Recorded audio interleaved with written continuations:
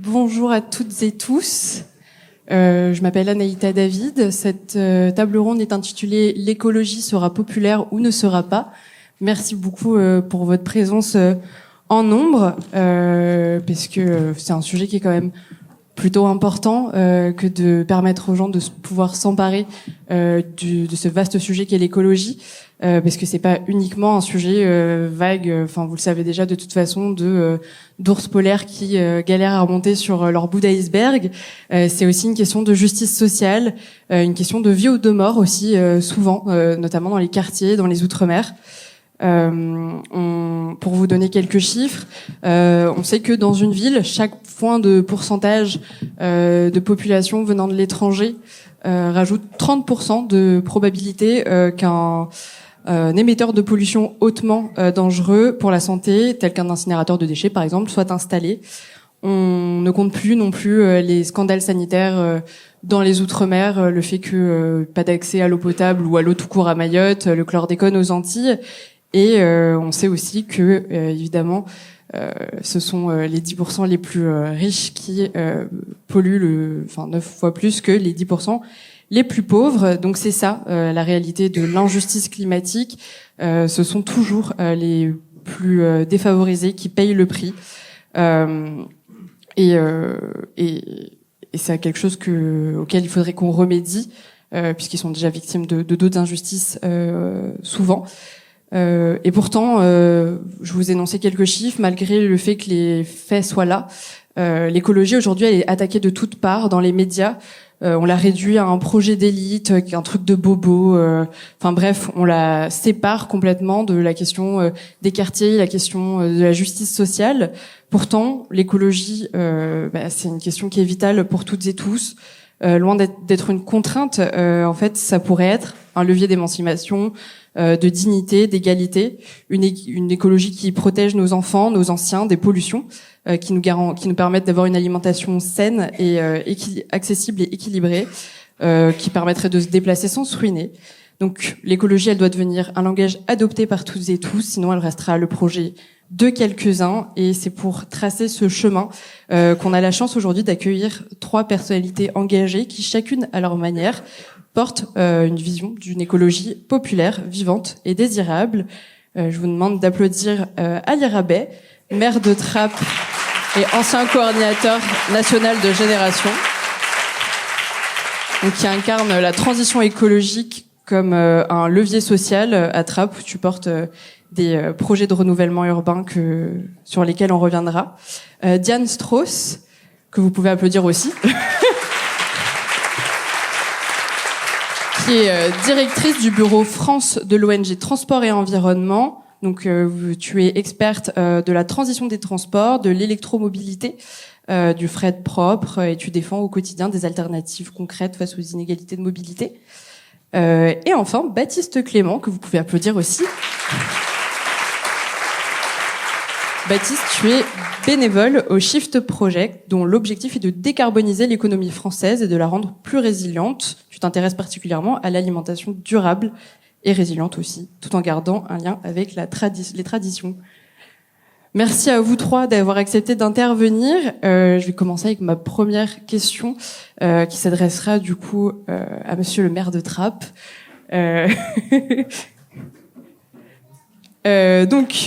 Ali, tu as mis en œuvre une véritable stratégie de transition écologique de terrain à Trappes, installation d'îlots fraîcheurs pour lutter contre la surchauffe, avec des matériaux issus à plus de 95% du réemploi, valorisation de l'économie circulaire via des chantiers zéro déchet, plan de végétalisation, j'en passe.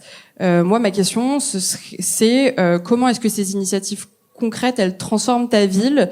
Est-ce qu'elles arrivent à créer du commun?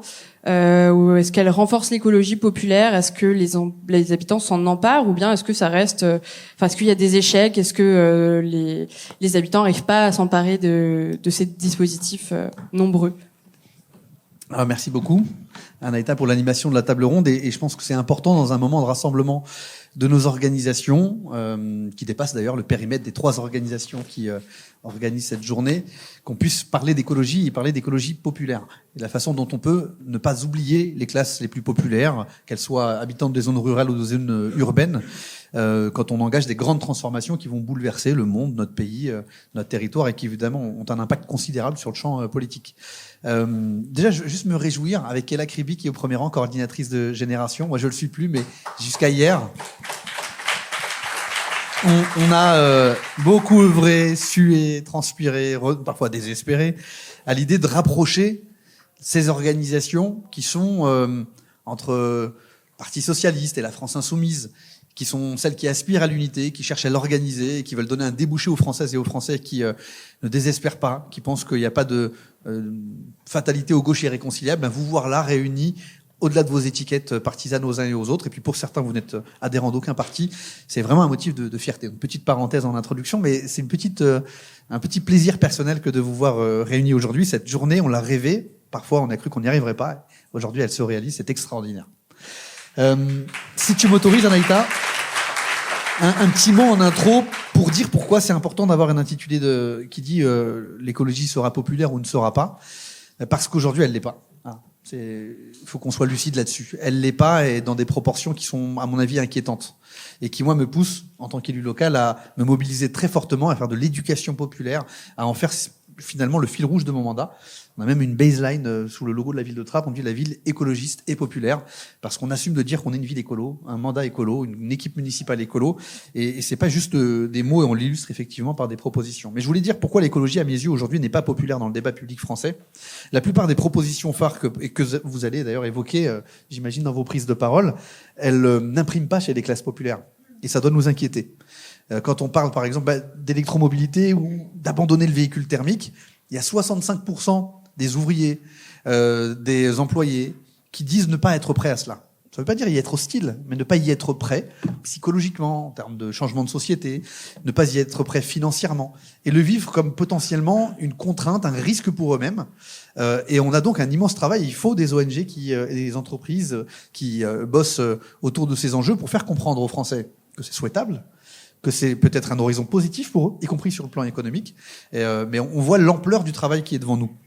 Il y a 80% des diplômés d'un niveau bac ou infra, c'est-à-dire des moins diplômés de notre pays, qui ne sont pas prêts à arrêter de manger de la viande ou à réduire leur consommation de viande. C'est-à-dire beaucoup plus que la moyenne nationale. Sur l'habitat, la question de l'habitat individuel et de l'habitat collectif, donc de lutter contre l'étalement urbain, là encore, ce sont les classes populaires, qu'elles soient en zone urbaine ou en zone rurale, qui sont les plus réticentes aujourd'hui dans les sondages à accepter des nouveaux modes de vie qui permettraient d'être moins impactants sur le plan climatique. Ça se traduit sur le plan électoral, c'est que les partis de l'écologie font des scores dans les zones populaires qui sont inférieurs à leur moyenne nationale. À Trappes, par exemple, le score de ELV. Alors, ELV n'est pas le seul débouché écologiste sur le plan électoral, sinon on serait pas là. Et pas que nous. Mais le score de ELV à Trappes, il est j'ai pris des notes pour être précis, 2,7% aux dernières élections européennes. Yannick Jadot, toujours à Trappes, fait 1,65% aux élections présidentielles. Et c'est pareil à peu près partout. Chez les ouvriers, le parti de l'écologie officiel fait 2%. Chez les personnes qui touchent moins de 2 000 euros, il fait à peine 4% à la présidentielle. C'est-à-dire systématiquement, chez les plus pauvres, chez les plus modestes, des scores nettement inférieurs aux moyennes nationales. Hier, un sondage est sorti, publié dans Le Point, je sais pas ce qu'il vaut, parce que les organismes qui commandent des sondages, vous savez, parfois ça oriente un peu les résultats, mais ils sont très souvent biaisés. D'ailleurs, s'il y a des sondages pas biaisés, il faut me les montrer. Mais ce sondage, quand même, indique que 9 Français sur 10 considèrent que la mouvance écolo, en général, ça concerne tous les gens qui sont sur la tribune aujourd'hui, est déconnectée des réalités du terrain. Et je crois que c'est ce que pense une majorité des Français. Je sais pas si c'est 9 sur 10, mais une majorité des Français, et plus encore dans les quartiers populaires où on nous dit, mais attendez, avant de nous parler d'écologie, moi j'arrive pas à boucler les fins de mois. Donc l'enjeu de répondre à ça et de réconcilier, de faire en sorte que dans l'esprit des Français, répondre à l'injustice sociale, c'est répondre à l'injustice climatique. Cet enjeu-là, il est encore devant nous. Il y a une bataille culturelle à engager et à gagner en la matière. Pour répondre, Anaïta, la façon dont on essaye à Trappes justement de concilier les deux enjeux et de faire en sorte que ces combats ne soient pas les combats d'un maire isolé et d'une équipe municipale qui le soutient, mais que ça devienne vraiment le combat des trappistes, eh bien on essaie de faire en sorte de leur donner à voir l'écologie des bonnes nouvelles. Comment est-ce que les combats qu'on mène vont leur faire du bien dès demain, dès aujourd'hui et dès demain, si jamais on gagne les combats qu'on engage. On n'est pas sûr de gagner à chaque fois. Parfois on perd. Parfois on n'engage pas, on n'obtient pas l'engagement et le soutien des masses dans ma ville. Mais la plupart du temps on y arrive. Parce que on vulgarise déjà. Et je veux vraiment, ce mot vulgariser il peut être perçu de façon négative, mais je veux vraiment qu'on s'astreigne tous, militants, intellectuels, chercheurs, hommes et femmes politiques, à vulgariser notre discours. Parce qu'il n'y a rien de plus méprisant. Contrairement à ce qu'on croit, à ce que certains intellectuels peuvent penser. Il n'y a rien de plus méprisant que d'utiliser un niveau de langage abscon, des théories farfelues de chercheurs qui travaillent entre eux dans des cénacles d'académiciens qui sont nécessaires. Et quand on s'adresse au commun des mortels, à travers les médias ou sur le terrain comme je le fais moi, utiliser ces termes incompréhensibles qui renvoient à une forme de mépris de classe, et qui conduisent les gens à se refermer comme des huîtres et être inaccessibles au discours que l'on porte. Je vais citer Sébastien Hafner, c'est historien, écrivain, journaliste allemand qui a documenté la montée du nazisme dans son fameux livre Histoire d'un Allemand. Alors, cette formule, elle m'a marqué, donc je l'ai retenue, mais qui disait que pour qu'une idée rencontre les masses et devienne une force propulsive, la citation n'est pas exacte, il faut qu'elle soit accessible à l'entendement d'un enfant. Eh bien, je ne sais pas si c'est juste à l'entendement d'un enfant, mais c'est un enjeu pour nous, hommes et femmes politiques, qui prétendons transformer le monde, qui doit gouverner notre façon de faire de la politique, notre façon d'exprimer nos idées. Sinon, nous parlons un langage, une langue morte, creuse, qui ne rencontre pas l'assentiment des foules. Alors, à Trappes, pour revenir sur des éléments concrets, et vous dire aussi les difficultés auxquelles on se heurte, parce que moi je souhaite que vous tous là, vous deveniez majoritaires, que vous preniez le pouvoir, qu'il y ait parmi vous des hommes et des femmes qui deviennent ministres, et que je puisse taper à vos portes pour pouvoir vous dire, députés ou ministres, changez la loi, donnez-nous des moyens, modifiez les règlements, parce que, à Trappes, j'irai beaucoup plus vite, beaucoup plus loin si vous m'aidez, plus que ne le font pas les macronistes. On se bat par exemple pour décarboner une partie de notre consommation d'énergie, pour les logements et pour les services publics. On chauffe nos logements et nos services publics en hiver, parfois on les refroidit en été, et ça coûte très cher. Et l'énergie primaire qui est utilisée, c'est le gaz, évidemment. Donc on consomme du gaz russe, encore aujourd'hui d'ailleurs, pour la plupart d'entre nous, quand bien même il passe par d'autres canaux que les canaux Nord Stream, et ce gaz russe, il fluctue, le cours du gaz dans le monde, quelle que soit sa provenance, il fluctue en fonction du contexte géopolitique, des guerres, des invasions, de la spéculation. En gros, il est soumis au mode de fonctionnement capitaliste, au risque de conflit mondial. Ça a donné ce que vous avez vécu en 2022, une explosion du prix de gaz, et donc une explosion des factures, notamment des locataires, qui ne maîtrisent que très peu leur consommation de gaz, et ça donne concrètement des expulsions locatives de gens qui ne sont plus en capacité de payer des charges qui doublent, qui triplent, du jour au lendemain, en dehors de toute maîtrise du coût de l'énergie par la puissance publique, ou par leur bailleur social en l'occurrence, puisque à Trappes on a 60% de logement social. Créer un réseau de chaleur géothermique qui va puiser la chaleur et les calories qui sont sous nos pieds, on ne dépend plus de l'étranger, être capable d'exploiter cette énergie et de la diffuser dans notre environnement immédiat, c'est permettre de stabiliser le prix de la facture, de le réduire par ailleurs. Les expériences en Ile-de-France notamment démontrent qu'on réduit de 15 à 20%, parfois davantage encore, le prix, la facture d'énergie annuelle en utilisant de la chaleur géothermique, et surtout on ne dépend plus, encore une fois, des conflits mondiaux. Eh bien ça coûte de l'argent, et ça demande de l'investissement. Mais l'argent est là, parce que développer un réseau de chaleur géothermique, ça ne demande pas forcément aux communes de dépenser de l'argent, encore que moi j'ai fait ce choix. Ça demande que notre consommation d'énergie demain, dans les 30 prochaines années, va payer notre réseau de chaleur géothermique. Donc c'est un modèle économique qui existe, qui fonctionne et qui est rentable. En tout cas, qui est équilibré. Mais en fait, il n'est pas équilibré, il est rentable. Il est rentable à tel point qu'il est exploité par des grandes entreprises multinationales, Engie, Dalkia, Coriance, d'autres entreprises encore, IDEX, qui sont devenues spécialistes de géothermie. À Trappes, j'ai fait le choix, moi, de ne pas m'adosser à une entreprise de cette nature, qui va ponctionner une partie de la facture des ménages pour rémunérer un actionnaire à l'étranger ou d'ailleurs en France, capitaliste dont j'ai rien à faire, mais je veux que le prix payé par le consommateur soit le prix d'exploitation de la chaleur géothermique qui est sous nos pieds. Eh bien, je me heurte à notre réglementation qui fait que une entreprise Engie qui a eu vent du projet de la ville de Trappes a déposé un permis d'exploitation et de recherche qui englobe le territoire de la ville de Trappes et qui m'empêche à moi de déposer un permis minier pour aller exploiter la chaleur qui est sous nos pieds. C'est-à-dire que cette entreprise tente, la loi est de son côté. Le préfet n'intervient pas en faveur de la ville de Trappes.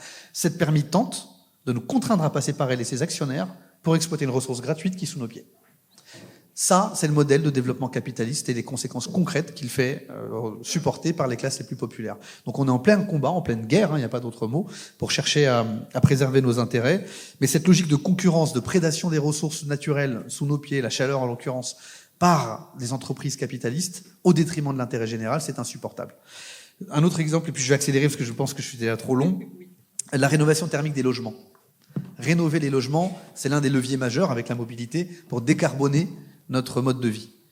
Réduire notre impact carbone et améliorer notre confort, c'est possible. Et quand vous réunissez les habitants de Trappes et que vous leur dites si on obtient l'isolation technique de vos bâtiments par l'extérieur et que ça vous permettra de réduire votre facture et ça vous permettra d'arrêter d'avoir froid en hiver et trop chaud en été, tout le monde le prend comme une bonne nouvelle et est prêt à se mobiliser à Naïta. Et c'est le cas. À Trappes, on a des collectifs de locataires qui se sont constitués, on a organisé des manifestations au siège de certains bailleurs récalcitrants, on a fait signer des pétitions, on a engagé des actions en justice contre des bailleurs qui refusaient de rénover leur logement, et on a obtenu, par exemple, je cite ce combat-là parce qu'il est extraordinaire, et qu'il est mené dans ma ville par des femmes en particulier, qui sont en première ligne. Eh bien, on a obtenu d'un bailleur social qui gère 2500 logements dans notre ville et qui gère extrêmement mal son patrimoine, 65 millions d'euros d'investissement dans les prochaines années pour pouvoir enfin rénover massivement son patrimoine et permettre d'annoncer des bonnes nouvelles pour le portefeuille des ménages. Donc voilà le type de combat qu'il faut mener, qui ne sont pas simples à engager. Mais là encore, on se heurte aux politiques gouvernementales qui réduisent les moyens des bailleurs HLM, qui réduisent les ressources pour aider les particuliers à rénover leur habitat et qui donc rendent plus difficile le fait de réduire notre empreinte carbone liée au logement. J'ai mis un exemple, quand on veut rénover nos écoles, un maire comme moi accélère, accepte d'endetter davantage sa ville et prévoit la réhabilitation de la rénovation de plusieurs écoles en même temps, de plusieurs gymnases en même temps. Mais est-ce que ça doit reposer sur le contribuable désargenté de la ville de Trappes? Est-ce que ce n'est pas l'État de me permettre d'investir davantage en me soutenant davantage? Est-ce que ça doit compter de rénover une école pour qu'elle soit performante sur le plan environnemental? Ça doit compter la même chose dans l'endettement de la ville de Trappes, qui est scruté de près par les banques, que m'endetter pour, je sais pas moi, refaire une rue. Tu utilises des voitures thermiques. Évidemment non. Donc il faut changer la loi pour que la dette contractée par les collectivités locales et par l'État français pour répondre à la crise climatique ne compte pas dans les ratios d'endettement qui, malheureusement, tant qu'on est soumis au marché financier, nous pénalisent et nous conduisent à étaler dans le temps nos investissements plutôt qu'à les faire dans l'urgence dans laquelle nous sommes réellement, puisque la planète n'attend pas. Et je m'arrête là pour ma première intervention. Non, merci beaucoup.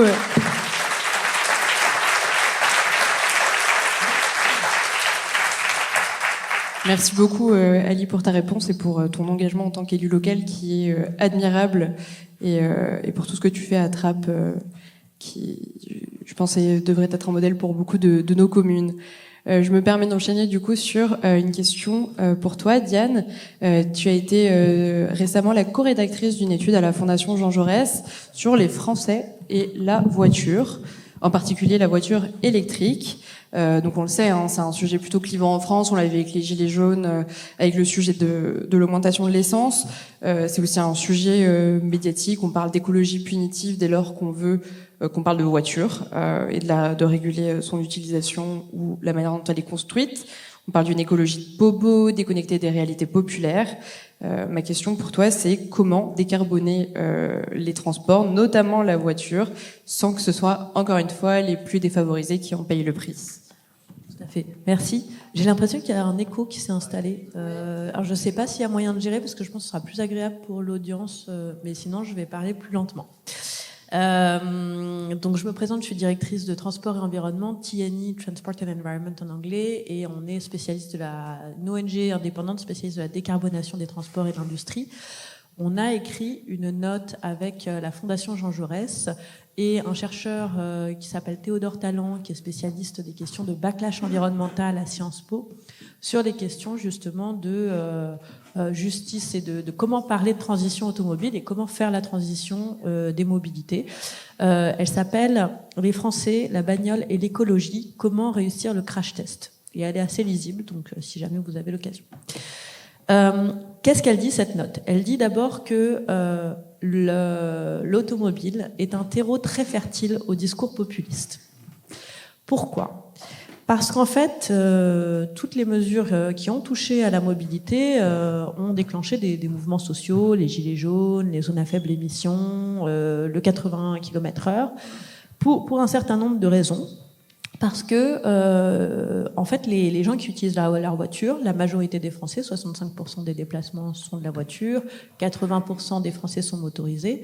La plupart de ces déplacements sont des gens qui utilisent leur voiture sont captifs. Alors, je ne vais pas utiliser de vocabulaire abscon. Captifs, ça veut dire qu'ils n'ont pas d'autre choix que prendre la voiture pour leur déplacement, pour amener leur enfant à l'école, pour aller au travail, pour aller au supermarché, parce qu'ils habitent en zone périphérique et ou périurbaine ou rurales et qui n'ont pas d'alternative qui leur permettent de se déplacer d'un point A à un point B. Donc, ils sont obligés de prendre leur voiture.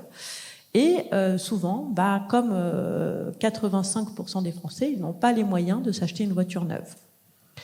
Parce que, en fait, 85% des Français achètent sur le marché de l'occasion. Et comme vous le savez, les voitures neuves, leurs prix ont explosé. Le prix du neuf, c'est maintenant aux alentours de 40 000 €. Donc, il faut être un ménage qui est compté dans les déciles de revenus 8 à 10 ou une grande entreprise pour pouvoir acheter une voiture neuve. Et là, en fait, la majorité des ménages ne peuvent pas changer de voiture. Autre source de colère, les automobilistes payent énormément de taxes sur leur carburant. Comme on disait, ils n'ont pas le choix de se déplacer, près de 50%. Ça ramène 30 milliards d'euros au budget annuel et ils n'ont pas vu d'alternative se développer pour eux. Alors que dans les centres-villes de bobos urbains, je mets plein de guillemets, mais vous avez eu le développement des pistes cyclables, le développement des trams, etc. Et donc, avec ça, une injonction finalement à changer de voiture, une façon de les montrer du doigt en leur disant qu'ils sont pollueurs, alors qu'en fait, ils sont souvent dans une mobilité contrainte, voire dans une sobriété contrainte, et donc un terreau très fertile à une certaine forme de colère vis-à-vis des émetteurs qui disent qu'il faudrait qu'on change les choses. Alors, ils se sentent visés. Au mieux, ils sentent qu'il y a une injonction contradictoire, et au pire, ils sont vraiment frustrés et ils émettent une certaine forme de colère dans les urnes. Et les populistes, là-dessus, ont été très malins. Parce que ce qu'ils ont fait, c'est qu'ils ont cadré le débat en ces termes, en disant, voilà, nous, on est le parti des automobilistes, 80% de la population, le parti du bon sens, contre les partis anti-bagnoles, qui sont en fait des urbains déconnectés, etc. Et donc, face à ce cadrage, en fait, en utilisant ce cadrage, ils se sont aussi opposés à la transition climatique. Je parle maintenant d'environnement. En disant, en fait, la transition de l'automobile, ils le cadrent comme ça, et je relativiserai tout, mais je vous donne le discours pour que vous compreniez, j'essaie de déconstruire le discours populiste. Ils disent, déjà, c'est anti-écologique, donc ils ont créé énormément de doutes sur le véhicule électrique et ses bienfaits environnementaux. Donc là, on pourra revenir dessus au cours d'une question, c'est un peu long, mais il y a bien évidemment des bienfaits environnementaux. Ils expliquent que c'est antisocial, parce que c'est trop cher. Ils expliquent que c'est anti-Europe, parce qu'on crée des dépendances à la Chine, etc. Ils expliquent que c'est anti-emploi, parce que ça va délocaliser la production. Tous ces arguments pris un par un, pour une experte comme moi qui connaît extrêmement bien le secteur industriel et énergétique français, sont fallacieux. Ils sont fallacieux. Ils sont soit faux, ils sont soit partiels, soit...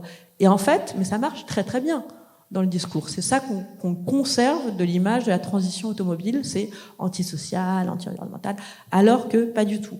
Et du coup, la réaction des partis et des forces progressistes, ça a été l'immobilisme, la paralysie.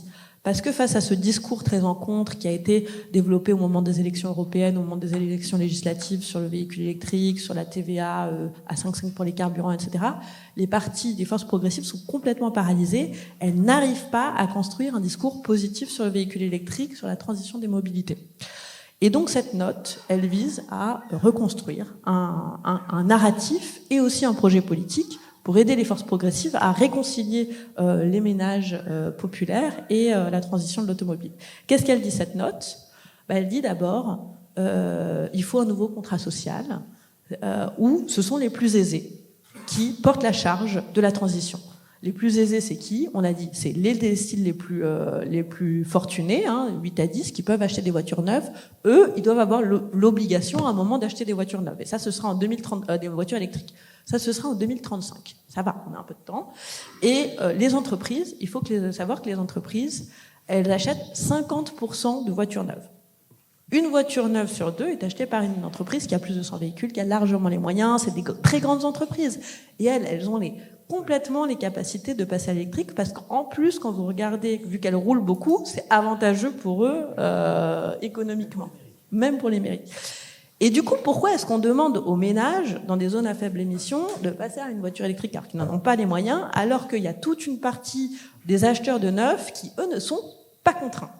Et donc, ce qu'on a fait ces 3 dernières années, c'est qu'on a poussé le gouvernement et on a réussi à mettre des sanctions sur les entreprises qui ne respectaient pas leur quota d'achat de véhicules électriques. J'accélère. Et donc, les entreprises doivent s'électrifier, les ménages doivent s'électrifier. Ça, c'est à peu près mis en place déjà, donc c'est plutôt une bonne nouvelle. Et puis après, il faut offrir tout un réseau d'alternatives aux usagers à la voiture thermique. Alors, ce réseau d'alternatives, nous, on propose plusieurs choses et peut-être que je pourrais après expliquer, mais globalement, il y a 2 grandes propositions. Un parc social automobile, comme on fait du logement social. Vous êtes un ménage modeste, vous êtes un ménage précaire, on vous offre une solution de financement pour que vous ayez un véhicule électrique qui soit, certes, ne sera pas un énorme SUV, mais sera produit en Europe ou en France. Et l'autre proposition, c'est un réseau de ce qu'on appelle de services express routiers qui utiliserait l'infrastructure routière comme une sorte d'infrastructure, comme on imagine le rail, pour créer du transport en commun qui soit confortable, parce que ça, c'est hyper important. Voilà. Et j'aimerais aussi revenir, si on a l'opportunité, sur le projet industriel, parce qu'on est ici sur des partis qui essayent de lier le projet industriel et emploi aux véhicules électriques. Mais il y a vraiment un projet industriel à monter. On n'est pas sur la table ronde industrielle, mais l'automobile, en fait, ça fait 10 ans, même 15 ans maintenant, parce que je travaille déjà depuis plusieurs années, 15 ans que l'automobile délocalise, pas à cause du véhicule électrique. Les constructeurs automobiles s'en vont parce qu'ils délocalisent, parce qu'ils veulent produire au Maroc, parce qu'ils veulent produire en Chine. Et l'industrie du thermique, j'en discutais avec le monsieur de la CGT hier, Gaëtan, qui travaille en sidérurgie, elle est déjà partie. Donc si on veut relocaliser notre industrie, c'est par le véhicule électrique. Et ça peut créer des dizaines de milliers d'emplois.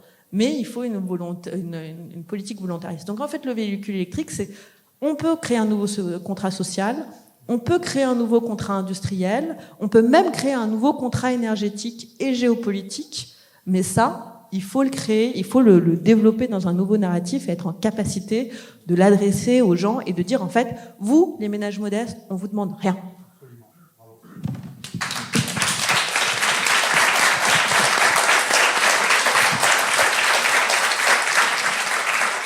Je te demandais pas d'accélérer, j'applaudissais votre victoire justement d'avoir réussi à faire avancer du coup sur la réglementation.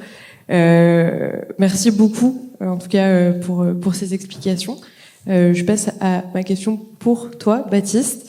Donc tu es bénévole au sein du Shift Project, comme on le disait. Tu as donc participé à la certification d'un grand rapport qui est intitulé « Pour une agriculture bas carbone, résiliente et prospère », qui contient notamment une grande consultation d'agriculteurs avec des milliers de témoignages de celles et ceux concernés. Aujourd'hui, dans les médias, on a souvent l'impression quand même que les agriculteurs applaudissent des lois écocides comme la loi du plomb et râlent dès qu'il y a une mesure écologique, peu importe à quel échec, qui est implantée. Est-ce que c'est ce qu'on retrouve dans le rapport et dans tous ces témoignages? Est-ce que ça valide cette version-là ou au contraire, est-ce que c'est un petit peu plus nuancé? C'est une très bonne question. J'ai assez peu de temps. Ce que je vous propose, c'est de peut-être repartir du contexte de la ferme France et de refaire une cartographie des acteurs agricoles aujourd'hui. Alors pour repréciser, moi je suis bénévole chez les Shifters. qui accompagne le Shift Project, qui est un cercle de réflexion qui a été fondé par notamment Jean-Marc Jancovici. Vous connaissez peut-être ici Le Monde sans fin, la BD, et qui agit sur la double contrainte carbone et énergie fossile, c'est-à-dire décarboner l'économie française et en même temps se passer de notre dépendance aux énergies fossiles.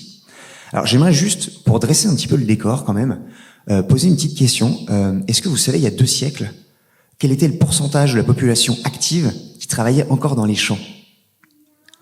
On était non.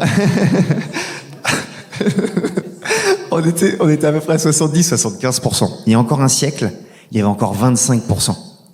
Aujourd'hui, on est autour de 1%. Je sais pas si vous imaginez le basculement en 2 siècles absolument considérable. Et en fait, ça s'explique, et je pense que c'est important de le comprendre, notamment par plusieurs révolutions. La révolution industrielle, évidemment, et la révolution des 30 Glorieuses. Et ça a été permis par l'abondance des énergies fossiles. La ferme France, ce n'est pas une agriculture, c'est des agricultures, c'est des terroirs, c'est des géologies, c'est des sols, c'est des climats, des températures, etc. Et en fait, ce qu'il faut comprendre, c'est qu'historiquement, on avait un mélange dans nos territoires de polyculture et d'élevage. C'est-à-dire qu'on pouvait réutiliser, par exemple, le fumier ou le lisier d'une vache qui est riche en azote pour fertiliser les sols. Et on avait plusieurs cultures végétales au sein d'un même endroit, d'une même unité de production. Et si vous voulez, cette abondance énergétique nous a permis, en France, d'avoir une dynamique, ce qu'on appelle de spécialisation. Vous connaissez tous dans l'ouest de la France l'élevage porcin, par exemple, ou bien les grandes cultures céréalières autour de l'Île-de-France. Alors, ça, c'est l'un des premiers constats.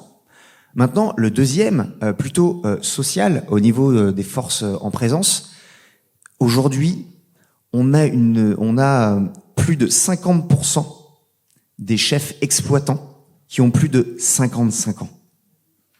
C'est-à-dire qu'on a aussi une problématique de renouvellement de ces générations. Le métier agricole ne fait peut-être plus autant rêver qu'avant. Alors on va en reparler, mais il va falloir aussi le réenchanter. Et puis, pour finir de dresser le décor, il y a plusieurs enjeux en fait. L'agriculture, ce n'est pas seulement l'alimentation. On parle d'écologie aujourd'hui. L'écologie, c'est Ecos, c'est notre maison, c'est nos conditions de viabilité sur Terre pour s'épanouir, pour vivre pleinement notre vie. Et c'est autant les ressources en eau, la biodiversité, le carbone, les énergies fossiles, le cycle de l'azote et du phosphore, etc., etc. En fait, le modèle agricole, il nous rend des services écosystémiques absolument magiques. Nos sols séquestrent le carbone de l'atmosphère. Les plantes, ce qui est absolument magique, sont des véritables panneaux solaires vivants. Elles transforment ce carbone en ce qu'on appelle de la biomasse, et on s'en sert, oui, pour s'alimenter, mais aussi pour produire du textile ou de l'énergie. Donc il faut vraiment avoir tout ça en considération. Et puis pour finir de dresser le décor, sachez quand même que les agriculteurs travaillent en moyenne plus de 50 heures en France, ont un revenu médian équivalent à celui des Français, mais sont en plus de ça exposés beaucoup plus à la pauvreté et à un taux de suicide très élevé. En fait, pourquoi je vous dis tout ça, c'est que généralement on a beaucoup d'idées préconçues sur le modèle agricole, et le Shift Project s'est concentré dans la grande consultation auprès des agriculteurs sur l'ensemble des professions. Parce que peut-être que beaucoup d'entre vous consomment des produits biologiques qui aujourd'hui représentent 10% de la surface agricole et 6% de la part de marché. Et dernier point pour cette question introductive, parce que je pense qu'on rentrera de plus en plus au fil des échanges et peut-être avec vos questions sur les solutions très concrètes, mais qui me paraît assez essentiel. Avant de penser le comment, il y a aussi le où on va en fait. Pourquoi il faudrait faire une transition écologique de notre modèle agricole, et qu'est-ce que ça va nous apporter à nous, Français et Européens? Alors, il y a 4 leviers qui ont été identifiés dans le rapport, que je vous invite vraiment à lire, qui est extrêmement enrichissant. Le premier, c'est les économies d'énergie qu'on peut déjà faire au sein du modèle agricole. Je vous donne un exemple, utiliser des petits tracteurs électriques, produire du biogaz avec de la méthanisation.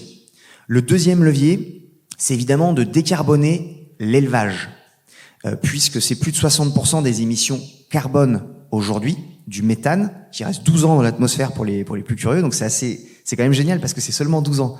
Donc ça veut dire qu'on peut agir très vite en ayant par exemple un élevage, si on prend les vaches, qui se nourrit plus à l'herbe et moins avec de l'ensilage de maïs et de soja. Au niveau des monogastriques pour les porcs et les poules, apporter aussi moins d'alimentation, plus produire chez nous en respectant nos normes environnementales. Enfin voilà, il y a beaucoup de choses. Je vais pas rentrer dans les détails. En fait, si vous deviez retenir une chose de ces 4 leviers, il y en aurait un autre sur les engrais azotés de synthèse, essayer de réutiliser des fertilisants naturels ou les produire à l'énergie électrique, et puis séquestrer encore plus de carbone aujourd'hui avec nos sols. C'est, encore une fois, on pourra rentrer dans les détails si ça vous intéresse, mais ce qu'il faut retenir, c'est retrouver une logique de bouclage, de circularité.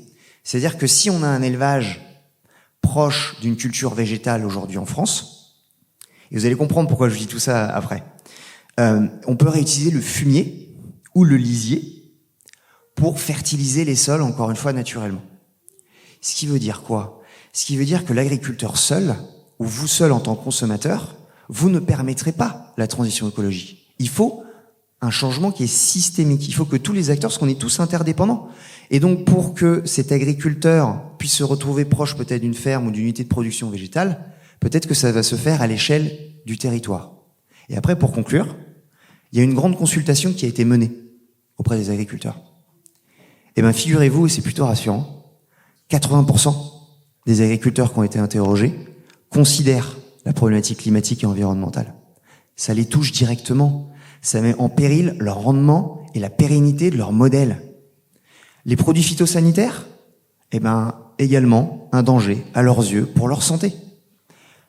Ils sont prêts à changer, les agriculteurs notamment français. Mais, et on en reparlera peut-être au fil des échanges, à certaines conditions, notamment financières, notamment, n'oublions pas, si on revient sur la loi Duplon, une compétitivité, une concurrence internationale qui est jugée injuste.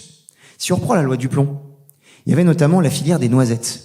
C'est extrêmement intéressant, je trouve, comme exemple. En France, il y a seulement 12% des noisettes consommées qui sont françaises. 70% viennent de Turquie. Vous imaginez bien que les noisettes turques ne respectent pas exactement les mêmes normes environnementales qu'on a la chance d'avoir en France. Alors dans ces cas-là, on a 2 options. Soit on fait en sorte de favoriser une agriculture française et européenne qui respecte certaines normes écologiques qui sont bonnes pour nous en tant qu'êtres vivants, soit à l'inverse, on laisse des produits qui ne respectent pas ces normes et donc une compétitivité, une concurrence qui est jugée déloyale dans notamment nos produits transformés que sont les pâtes à tartiner. Et donc les agriculteurs, ils sont prêts à changer, mais à certaines conditions financières, concurrence plus juste, mesures incitatives, etc., etc. Donc on aura l'occasion d'y revenir, mais pour finir, il n'y a pas une agriculture, des agricultures, il y a possibilité de changement, mais systémique et avec tous les acteurs. Voilà, excusez-moi, c'est extrêmement riche, donc j'essaie de résumer assez simplement.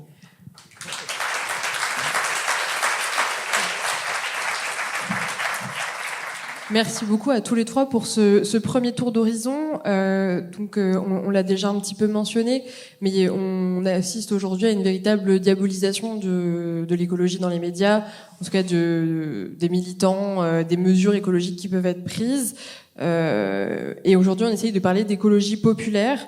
Ma question, du coup, à tous les 3, bien que vous ayez déjà un peu commencé à y répondre, c'est comment est-ce qu'on peut dépasser cette diabolisation et montrer que, encore une fois, loin d'être une contrainte, c'est vraiment dans l'écologie, enfin c'est vrai, l'écologie populaire, et l'écologie de manière générale, c'est vraiment quelque chose de vital pour toutes et tous. Quels seraient les leviers à actionner pour que on fasse changer un petit peu la perception des Français sur cette question qu'est l'écologie? Je sais pas lequel d'entre vous, Ali.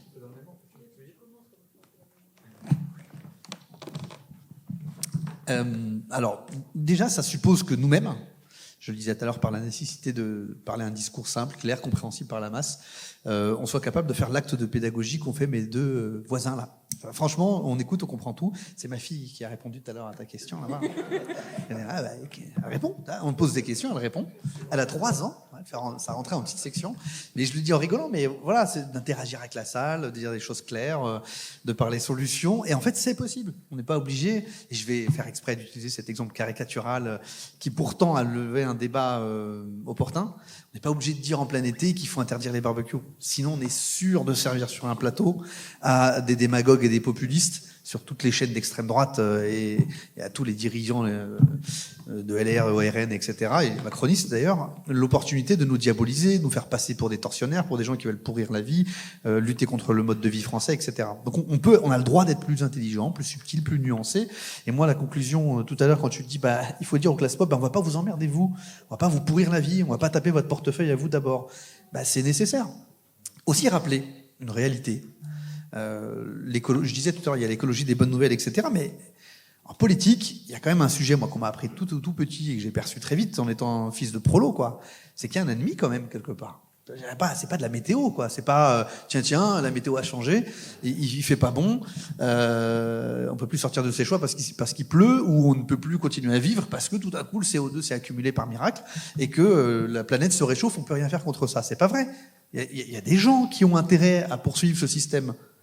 Il faut pointer la responsabilité du capitalisme, évidemment. Il faut pointer la responsabilité des plus riches. Pourquoi ?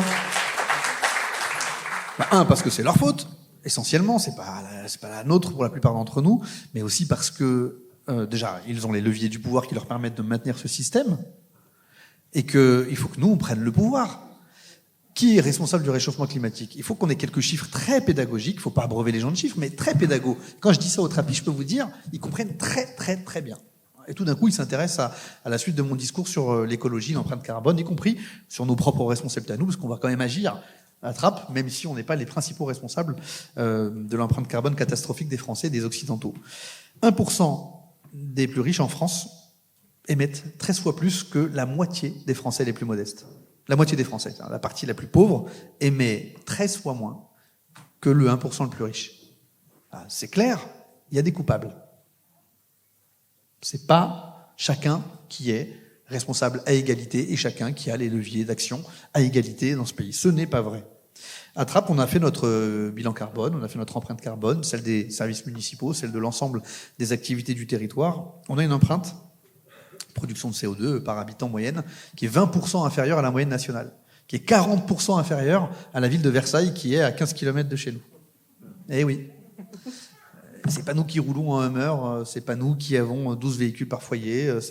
Nous, on emprunte déjà, non pas les véhicules électriques pour le coup, pour la plupart d'entre nous, mais le vélo, le transport en commun, parce que c'est moins cher, tout simplement. Et qu'à 5h du matin, quand il faut aller travailler en train à l'autre bout de l'Île-de-France, vous trouvez les classes les plus populaires, les professions essentielles, souvent issues de l'immigration d'ailleurs dans ma ville. Donc voilà, cette réalité-là, et puis la réalité aussi on est moins coupable, moins responsable du réchauffement climatique, du dérèglement climatique, mais par contre, on en ressent beaucoup plus les effets. Parce que, ayant beaucoup moins de moyens, on peut moins s'en protéger. On n'a pas les logements les plus isolés, je le disais tout à l'heure. On ne peut pas se permettre le luxe d'aller dans la maison de campagne quand il fait trop chaud, parce qu'on n'en a pas. Et ça se traduit aussi par le fait que, notamment, les professions les plus essentielles, les femmes de ménage, les ouvriers, les gens qui font les chantiers en extérieur, sont les plus exposés aux conséquences du dérèglement climatique. La surmortalité, par exemple, pendant les périodes de canicule, elle frappe qui ? Davantage les classes populaires. La fameuse canicule de 2003, qui pour beaucoup a été le point de départ. On a découvert qu'il y avait des canicules, que la Terre se réchauffait, puis qu'on pouvait mourir de chaud. C'est une découverte de plein de gens. La surmortalité dans le 93, dans la Seine-Saint-Denis, a été de 160% par rapport à la moyenne nationale. C'est pas le fruit du hasard, tout ça. Donc il faut quand même qu'on remette ces réalités-là, qu'on détermine qui est le coupable, parce que ériger la figure du coupable dans le champ politique et dans le champ du débat, c'est nécessaire pour mobiliser les masses, justement, et pour déculpabiliser ceux qui ne portent pas la principale responsabilité, en l'occurrence les classes populaires. Faut le résumer aussi par des formules. Moi, je prends toujours plaisir à dire les riches vivent au-dessus des moyens de la planète. Voilà. C'est pas notre cas, mais les riches vivent au-dessus. Que ce soit les Occidentaux par rapport aux pays du Sud, les plus riches dans notre pays par rapport aux plus pauvres. Donc c'est bien caractériser le problème comme collectif, c'est important. Ce n'est pas un problème individuel. C'est un problème collectif, les solutions sont donc collectives. C'est logique. Donc il faut qu'on prenne des décisions, et il y a des gens qui résistent face aux décisions collectives qui sont nécessaires. Et heureusement qu'il y a le lobbying, le terme est impropre quand on parle d'ONG notamment, mais l'influence, les combats que mène la société civile pour infléchir les décisions politiques sur l'électricité, sur l'électrification de nos mobilités, par exemple, ça a été évoqué tout à l'heure. moi, je peux donner deux, trois exemples qui montrent comment les classes populaires, quand elles prennent conscience du sujet, peuvent prendre des initiatives. Quand on leur donne le pouvoir, qu'on leur donne les clés. On a essayé un truc, ça marche parfois, ça marche pas à Trappes. Sur la démocratie participative, on part de zéro. Il y en avait pas. Un ancien maire à l'ancienne qui considérait qu'il avait raison sur tout et qu'il fallait qu'il décide de tout. Nous, on a décidé de mettre en place des assemblées citoyennes et on dit aux gens, prenez des initiatives, montez vos projets, débattez entre vous, engueulez le maire et son équipe, faites ce que vous avez à faire entre vous et puis voilà quoi. Et on vous donne un budget et engagez vos projets. Eh bien, dans un des quartiers les plus populaires de Trappes, les plus pauvres, vraiment, à peu près tous les quartiers sont pauvres à Trappes et la population est globalement très très pauvre. Mais dans un des quartiers où c'est le plus dur, où il y a le plus de chômage, où il y a le plus de jeunes, où il y a le plus d'étrangers, eh bien, le projet phare sorti de l'Assemblée citoyenne du quartier, ça a été de dire, ça va te faire ou vous faire plaisir, on va se tutoyer, ça a été de dire, on voudrait acheter ensemble, grâce aux moyens de la collectivité, à notre budget propre de l'Assemblée citoyenne, un véhicule électrique et se le partager. Pour qu'on arrête de tout le temps tous acheter une voiture. Et ça m'a surpris parce que c'est rare que viennent de l'initiative citoyenne des projets de cette nature, et moi-même, j'aurais pas osé. J'aurais trouvé ça trop compliqué, etc. Mais eux ont souhaité porter ce projet. Ils se sont mis au travail avec le centre social du quartier et ils ont développé ça. Le même quartier, d'ailleurs, a décidé de faire une mini ferme urbaine de 600 mètres carrés. Ils cultivent leurs légumes, etc. Ils les partagent entre eux en 100% bio. Donc voilà, il y a un petit truc, quoi. Là, on a inventé notre quartier le plus prolo, qui est le quartier le plus écolo. Donc je trouve ça assez extraordinaire. Et en plus, nous, on n'y est pas pour grand-chose. C'est plutôt eux qui prennent l'initiative. Voilà pour les exemples. Et puis, on a fait de la ville de Trappes globalement un laboratoire de l'écologie populaire, mais je vais vous dire en conclusion qu'il n'y a pas non plus de hasard. Que si ce quartier et les habitants de ce quartier ont pris ces initiatives, je crois qu'on a quelques responsabilités que les élus, il y en a 2 dans la salle, je les salue, 3, pardon, c'est que on a ouvert le champ des possibles et on s'en est donné les moyens. On a créé, dès mon élection, très vite après, une direction générale adjointe à la planification écologique. Il n'y a pas beaucoup de communes qui ont fait ça. Et on est fiers de l'avoir fait. On a recruté des ingénieurs dédiés à la planification écologique. On a aujourd'hui 6 ETP d'ingénieurs qui ne font que ça, à temps plein, et qui, en plus des autres ingénieurs qui travaillent autour de nos projets, mais 6 qui ne font que ça. Porter le réseau de chaleur, travailler autour de l'isolation technique, porter le plan vélo. On va offrir un vélo à chaque collégien de 3e pour que les mômes, avant même de passer le permis, prennent l'habitude d'utiliser les mobilités douces, de rouler à vélo, ne se précipitent pas sur la voiture. Donc tout ça, je vous le dis pour vous dire, non pas à Trappes on est formidable, même si c'est vrai, incontestablement, mais pour vous donner à vous, qui pour la plupart êtes des militants, ancrés dans vos territoires, l'injonction, l'ordre absolu de vous engager et d'être élu. Ne laissez aucune commune à la droite, bon sang. Mais je le pense profondément et sincèrement, ne leur laissez pas, puisque je viens de caractériser ceux qui résistent à la nécessité de répondre à l'urgence climatique, ne leur laissez pas le soin de gérer vos territoires et donc d'empêcher la réalisation de projets comme ceux que je viens de vous décrire, que vous pouvez mettre en œuvre. Donc faites-vous élire, pas pour votre bonheur individuel, pas pour pouvoir rajouter ça à votre CV, mais faites-vous élire pour pouvoir incarner les aspirations, je crois, très majoritaires de vos concitoyens à des transformations positives qui leur annoncent des bonnes nouvelles, qui leur font du bien et qui se traduisent dans leur quotidien. Faites-le, soyez tous élus, ministres si vous le souhaitez, mais faites le nécessaire, y compris localement, pour donner du corps à ces réalités-là, pour qu'elles deviennent naturelles pour les Français.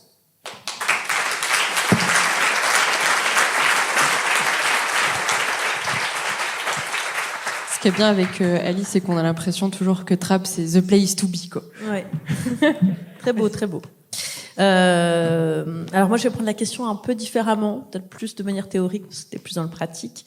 La question, c'est comment est-ce qu'on fait pour ne pas ostraciser les politiques écologiques globalement et avoir l'air d'écolo bobos déconnectés.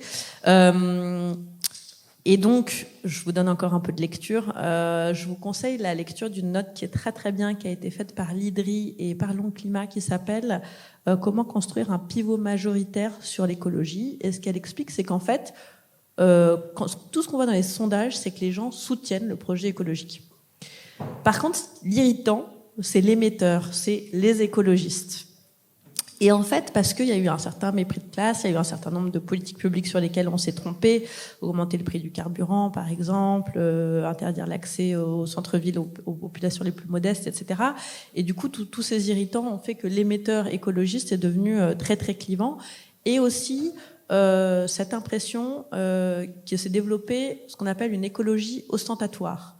L'écologie ostentatoire, c'est typiquement le vélo. C'est trop bien de prendre le vélo, tellement écologique, etc. Et en fait, la polarisation, elle vient du fait que ces totems-là, comme le vélo, totem de l'écologie, devient un repoussoir pour les classes populaires qui essayent de se démarquer de cette injonction contradictoire, etc. Et du coup, ça crée du clivant, de la polarisation. Et le rôle des partis et des forces progressistes, c'est de désamorcer ce processus où l'écologie devient ostentatoire, devient un repoussoir, comme arrêter les barbecues, enfin, toutes ces choses-là. Et de retourner vers finalement une transformation systémique. Et j'en reviens à ce que tu disais. La clé, c'est qu'en fait, on a beaucoup posé, avec l'histoire du consommateur responsable, un débat autour de l'individu. Mais l'individu, souvent, il n'est pas en capacité d'agir. Et même s'il est en capacité d'agir, je pense à l'avion, etc., c'est super dur. Enfin, sinon, on serait tous super minces, super fit, et on mangerait pas de gâteau quand il y a un gâteau devant nous. Enfin, en fait, on n'est pas des individus rationnels sur ce genre de choses. On n'est pas en capacité de se contraindre. Et du coup, la transformation écologique qui doit amener les quartiers populaires, elle doit être systémique. Et donc, j'en reviens au transport, puisque c'est mon champ d'expertise. Les associations de consommateurs, elles expliquent que on est tous des individus rationnels quand on prend les transports. Et peut-être que vous avez essayé de prendre le vélo sur une départementale. Et peut-être que vous n'avez pas réitéré l'expérience. Alors apparemment tu l'as fait, mais moi je le fais pas, parce qu'en fait c'est dangereux. Et donc en fait les associations de consommateurs, elles disent la solution la plus écologique, elle doit aussi être la plus économique, donc peu chère, la plus sécurisante, on en revient en piste cyclable, on doit être en sécurité dans les transports en commun, sur un vélo, et la plus confortable en termes de temps de trajet, en termes de pas forcément se faire saucer quand il pleut, même si on est prêt à être équipé, etc.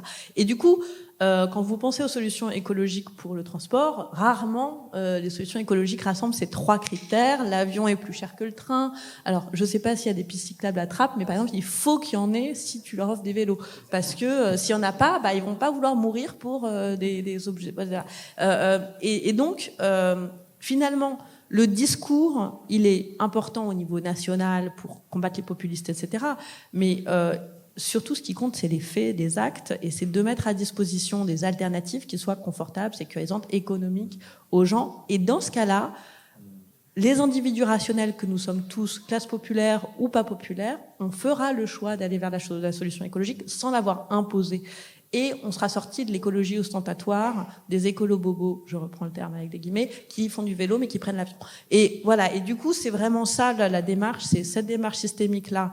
Elle est hyper importante et en fait, elle a même pas besoin de se traduire dans un discours parce que au niveau de toutes les mairies, elle peut se traduire juste par des politiques publiques. Et des politiques publiques qu'on recommande, notamment ces fameux cars express qui permettent de fluidifier la circulation entre les périphéries très denses et les centres-villes, avec un niveau de cadencement toutes les 15 minutes, du Wi-Fi, passer par l'autoroute, avoir des voies dédiées, et qui permettent en fait aux gens d'abandonner leur voiture, par exemple entre Voiron et Grenoble. Les gens abandonnent leur voiture pour aller en centre-ville de Grenoble parce qu'ils ont un super car qui les amène en 15 minutes en centre-ville. Ils n'ont pas à se garer, ils n'ont pas à payer leur assurance. Et en fait, c'est comme ça qu'ils choisissent la solution la plus environnementale. Merci.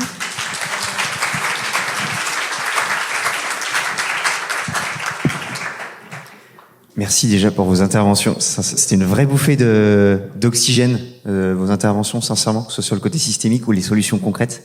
Ça me fait aussi penser à Roubaix. Je ne sais pas si tu avais suivi. Il y avait un dispositif zéro déchet, je crois, qui avait été mis en place et d'économie. Et il y a 2400 personnes qui ont suivi le dispositif. Et en fait, c'est des gens qui, justement, essaient de réconcilier fin du monde et fin du mois et qui ont réussi à faire des économies formidables tout en limitant leurs déchets, en achetant plus en économie circulaire, en baissant leur consommation de produits transformés. Et en fait, plus largement, avant de venir au modèle agricole en tant que tel, je me suis beaucoup questionné ces dernières années.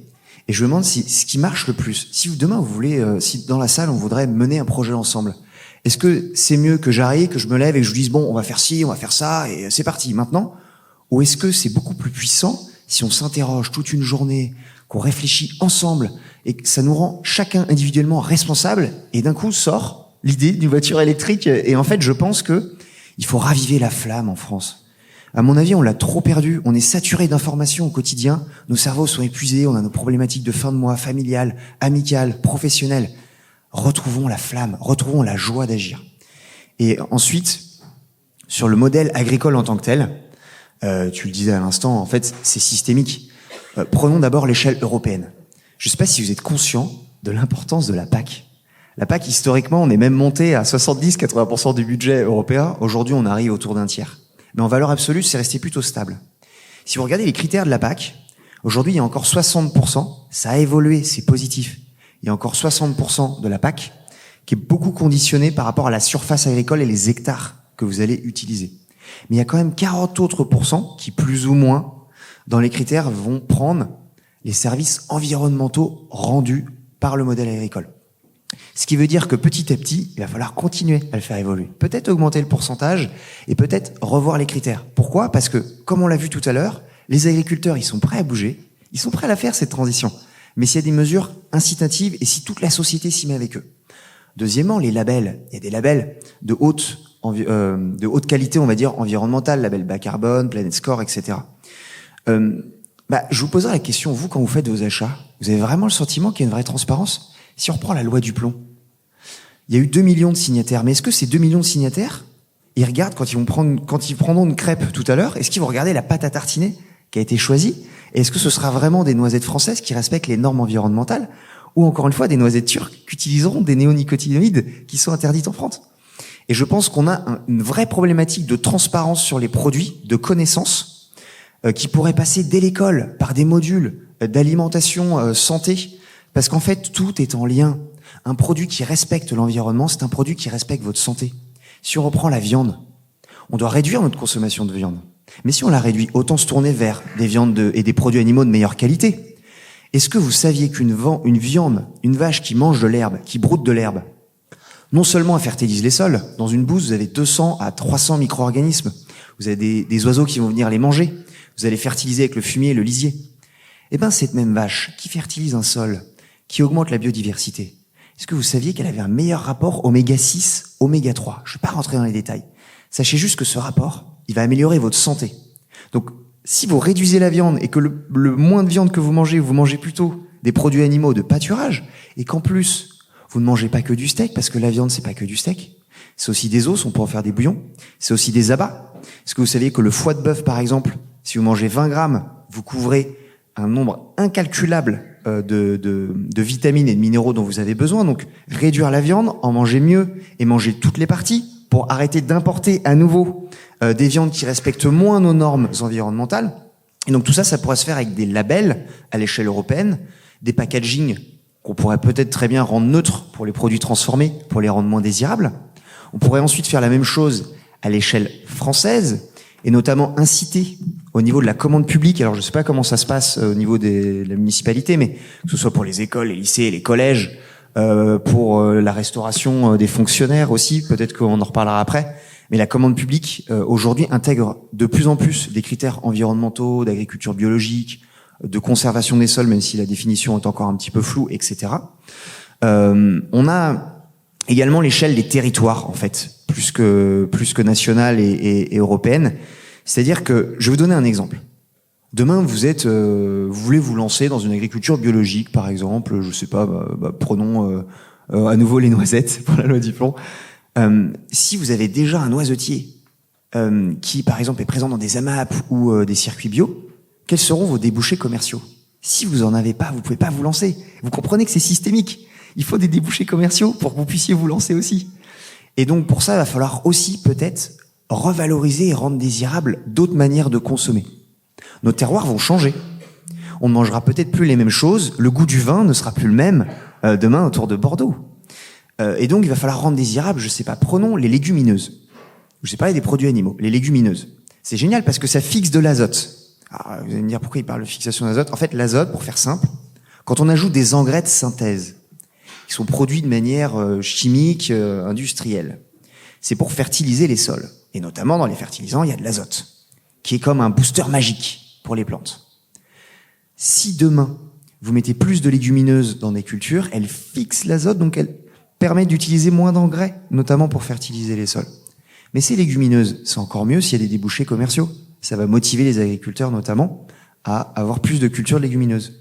Eh ben, réapprenons peut-être à les manger de la bonne manière. On en parlait hier au restaurant. Si on fait fermenter le végétal, ça le rend plus digeste et ça peut le rendre plus délicieux. Il existe aujourd'hui des fromages, l'appellation n'est pas validée, des fromages dits véganes. On pourrait faire du pâté de lentilles, faire germer vos lentilles.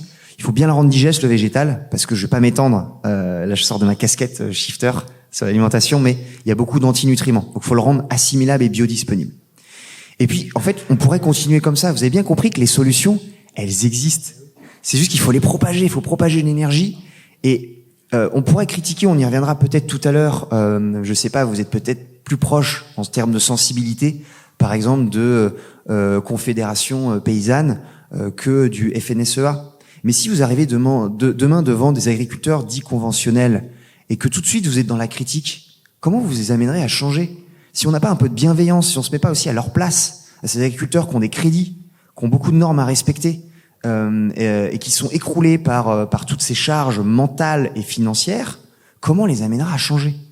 Donc, amenons de la joie, des idées, trouvons des solutions à toutes les échelles, européennes, dans nos votes, dans nos associations, à l'échelle de la commune, en étant élus, comme tu disais à l'instant, etc., etc. Amenons de la joie et des idées et engageons-nous concrètement. Voilà.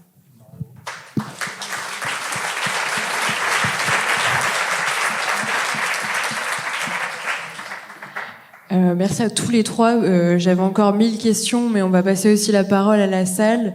Merci pour vos interventions d'une richesse folle et pour vos encouragements. Je pense que toutes vos interventions étaient très stimulantes à tous les trois, qu'on va peut-être aller planter des noisetiers après. Mais en tout cas, merci beaucoup à tous les trois. Et du coup, je laisse la parole à la salle. Si certains ont des questions. Oui, madame. Ah oui.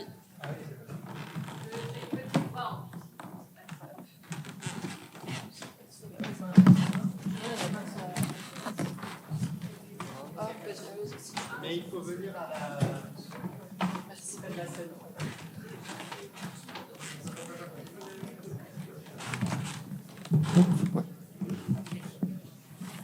Oui, merci beaucoup effectivement pour tous ces explications très concrètes qui nous nourrissent pour nos débats politiques. Donc moi, je suis Caroline Corr, je suis adjointe au maire à Nanterre. Et c'est pas tellement une question, c'est plutôt un témoignage qui rejoint un peu ce que vous venez de dire sur l'agriculture et sur l'enjeu que décrivait Alice et les actions que font Trapp envers les quartiers populaires. Nous, c'est juste, enfin moi, voilà, pour témoigner d'une expérimentation qu'on fait en ce moment sur la ville de Nanterre. Donc petite couronne parisienne, 100 000 habitants. Plus de 20% d'habitants sous le seuil de pauvreté. On est en train d'expérimenter, grâce à le fonds de l'État Mieux manger pour tous, on a répondu à un appel à projet, on est en train d'expérimenter un chèque alimentaire et qui répond à un enjeu économique, budgétaire, acheter à manger, et acheter à manger des produits sains, des fruits, des légumes, des légumineuses, et on a mis en place un système de bonus pour l'achat de produits bio. Donc c'est une expérimentation, donc ça couvre un nombre de familles trop faible par rapport à nos besoins, mais ça va nous permettre de construire un bilan sur quelles ont été les modifications d'habitude de manger, d'achat, de repas. Et c'est un encouragement pour des familles qui n'ont pas l'habitude d'aller dans un magasin bio. Donc là, on est à 3 mois. Ça a commencé, oui, en juin. Et pour l'instant, on considère que c'est déjà un succès par le fait que des familles sont venues dans ce magasin bio qui ne les avaient jamais vus avant. Donc je ne vais pas rentrer dans les détails, mais c'est aussi la volonté pour la ville de répondre aussi à un enjeu de santé publique, puisque sur Nanterre, tous nos voyants sont au rouge, sur le diabète, les maladies cardiovasculaires, l'obésité. Donc on répond à deux urgences, la santé et juste manger, les enjeux budgétaires. Voilà, donc à Nanterre aussi, pour continuer dans ce projet de plan d'alimentation durable, parce que c'est ce qu'on est en train de construire en fait, c'est de instaurer aussi des circuits courts pour alimenter les cantines scolaires et pour ce système de chèques verts, peut-être se mettre en lien avec des producteurs à 1h30 ou 2h de Nanterre. Pourquoi pas suivre l'exemple de Gennevilliers en achetant une ferme, carrément, et donc encourager à l'installation d'agriculteurs. Voilà. Donc là, on est vraiment au milieu du chemin et sur ces enjeux d'alimentation qui est un moyen de relier quartier populaire et écologie sur les enjeux d'alimentation. Voilà, je voulais juste témoigner de ça. Merci, on peut vous applaudir pour cette belle initiative.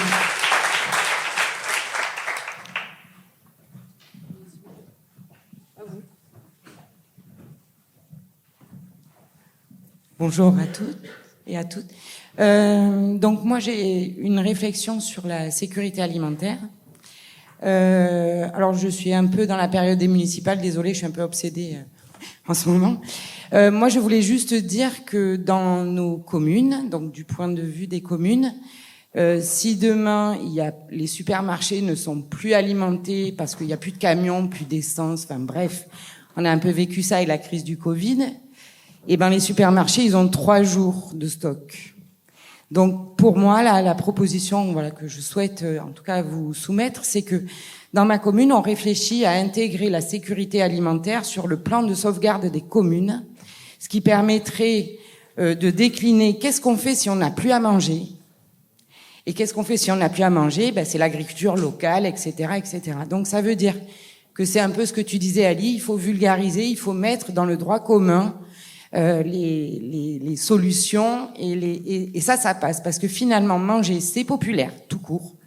Et quand on parle de si t'as plus à manger, on fait quoi? Parce que s'il y a plus de supermarchés, il y a des problèmes de sécurité, les gens vont se ruer dans les supermarchés, il y aura du bordel dans la ville, etc. Donc si t'as plus mangé, si tu n'as plus à manger, tu fais quoi? Ça c'est populaire. Voilà. Merci. Merci beaucoup. Oui, tu peux. Juste pour compléter, je trouve l'exemple très intéressant. Et c'est vrai que dans une idée aussi de se réapproprier des savoir-faire et de redevenir responsable aussi et acteur de notre souveraineté alimentaire. Je pense au classique potager quand on a la chance d'avoir des jardins. Alors c'est pas le cas pour tout le monde dans des zones urbaines, mais ça peut paraître naïf, mais en fait il faut savoir qu'historiquement on avait des potagers qui fournissaient énormément de fruits, des jardins et de légumes qu'on pouvait se partager entre voisins. On avait des petits poulaillers. Ma petite grand-mère, quand j'allais chez elle tout petit, on avait beaucoup de fermiers bien frais. Et parfois, en fin de vie, on pouvait manger une poule. Et en fait, ça permettait de compléter. Alors, ça apportait peut-être pas 80%, mais en fait, c'est 10, 15, 20% supplémentaires. Mais surtout, ça apporte une prise de conscience et un lien avec le vivant. Et ma petite grand-mère, à l'époque, elle gardait des haies. Parce qu'elle avait conscience que les haies avaient un certain intérêt et apportaient de la biodiversité, etc. Par exemple, les coccinelles, je sais pas si vous le saviez, elles sont toutes belles, elles sont toutes mignonnes. Il faut savoir qu'elles mangent aussi pas mal de petits insectes. Donc c'est assez utile face à certains ravageurs. Et c'est d'ailleurs un des leviers aujourd'hui au niveau de la recherche, de compléter nos recherches en termes de biologie. Vous connaissez peut-être Marc-André Sellos, par exemple, qui est assez intéressant, je trouve, dans les podcasts, qui est un bon chercheur, etc. Bon, bref. Il y a peut-être qu'on peut retrouver via ce levier du potager, du poulailler, un lien avec le vivant et une certaine autosubsistance et répondre du coup à nos enjeux de sécurité alimentaire. Voilà. Merci beaucoup. Est-ce que la salle a d'autres questions? Allez-y.